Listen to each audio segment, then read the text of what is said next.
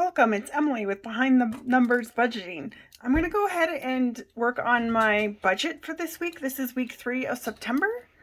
My income this week, I rolled over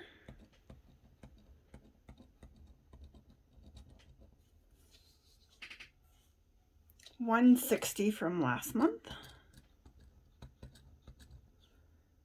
And for income, this week I'm predicting my check to be $1,650. Gives me a total of $1,810. And then what I put here is bills that I have that I know are coming in. And the only bill I have this week is Netflix. And that should be $22.98. And then I do a total for this category, $22.98 left over. I'm just making this it was a free resource from the Budget Mom, and I just kind of make it my own. I buy some stickers from Life in Envelopes, her Etsy shop, and then I kind of make my own budget sheet to how I want it to look. The leftover here is $1,787.02. I budget for eating out at $100 this week. Gas, I will budget $45. I don't think I'm going to need it, but I always budget it just in case. I used to commute to my job, and no longer. I'm working from home now, so I still haven't quite got the how much gas I'm using on a regular basis. I know when I was commuting, I used at least about $65 to $70 a week. And since I'm not commuting anymore, it is more like $70 or $80 a month. But if I budget for it and then I don't use it, then I can put it to savings, and it's a nice thing to see at the end of the week. So, and I put my sinking funds over here, and I usually put budget and actual. So my budget amount started with $5,611, and you can see that over here. My beginning balance was $5,611. I am contributing $1,010. If during the month I feel like I need some more in my sinking funds, or if I have some more funds to contribute to that, I will either contribute more money to my sinking funds, or I will put more into savings. So I don't ever budget for spending from sinking funds, and then that would leave me with, if I don't spend anything, which is not going to be the case, that will leave me $6,621. And then actual, that will be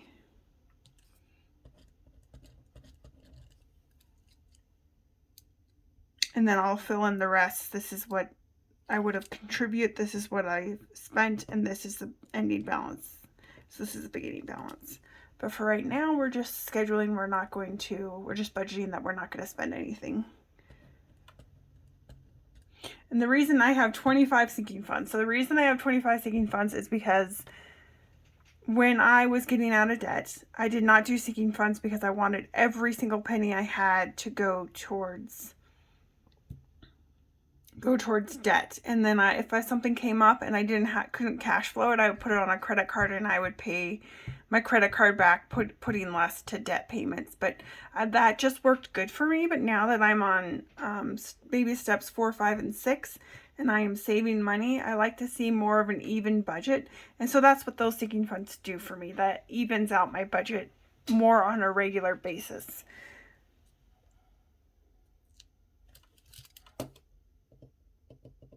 No. Yeah, $632.02. Okay. And then over here where it says sinking funds, this is where I put my savings. So I have an emergency fund, or what I call short-term savings. and I'm scheduling $335 to be saved there. Mortgage. I'm also paying off my mortgage on a rental property, and I split any savings I'm going to budget between these two. And basically I kind of, for the extra mortgage, I kind of split, say like I have $600 left at the end of the month.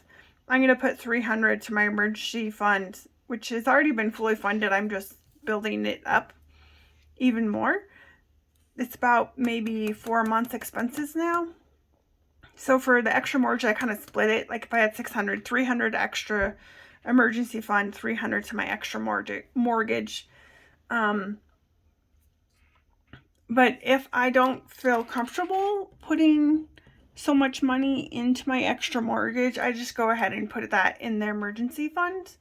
Or I also have another line item where I have a long-term savings goal. So that long-term savings goal, I consider my long-term savings as post-tax retirement contributions into a taxable brokerage account. And so that's where those funds would go. And I do that usually once a month. So extra mortgage is going to be $100. I'm going to put a line item here for sinking funds. Just because I do my sinking funds a little different than most people. So I need another line for it. Penny challenge. So the penny challenge always goes into my buffer in my checking account. And right now I kind of have too much money there. So I'm going to go ahead and take $298 out of that buffer in my checking account. And so that's what that penny challenge, I'm going to either be adding to it or taking it away from it. And then the rollover for this week is going to be $200. And that all adds up to $632.02, and I have leftover $0. I have no debt, and I don't use these boxes just because this has more spaces, because sometimes I do have quite a few more savings items than that. And so that is my budget for this week. And hopefully, you know, if things change, like if eating out and gas is less, then I can put more towards my emergency fund short-term savings, or I could choose to put it in my long-term savings. Currently, that short-term savings is building up to a full year's worth of expenses. It's about 3 months right now. So that's it for the budget for this week, and we'll come back hopefully and show you how it went. Thanks for watching.